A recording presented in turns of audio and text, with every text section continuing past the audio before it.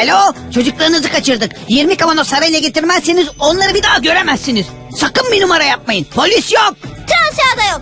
Karadeniz fındığı var. Doğal vanilya var. Bir de Sarelle tamamen doğal içerikli. Kötü bir şey yapmadığımızı bilsinler. Erdi, çocuklar uyandı. Sıra sende.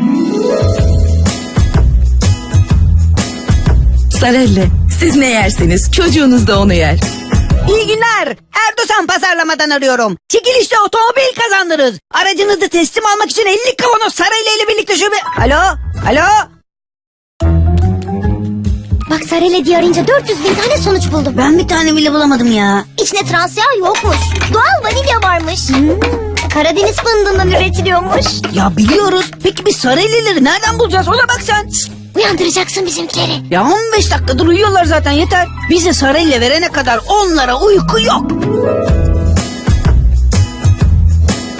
Sarelle, siz ne yerseniz çocuğunuz da onu yer. Yine yeşillendi fındık dalları.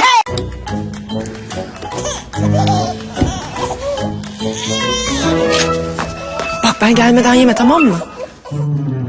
Şşt, yakışıklı, kaşıkla bakalım Sarelle'yi. Hayır.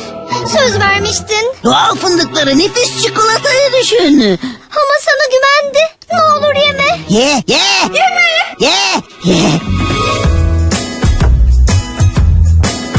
Sarelle, siz ne yerseniz çocuğunuz da onu yer. Ya canı çekmiş, ne yapsın? Bence yapıştır kafasına yastığı.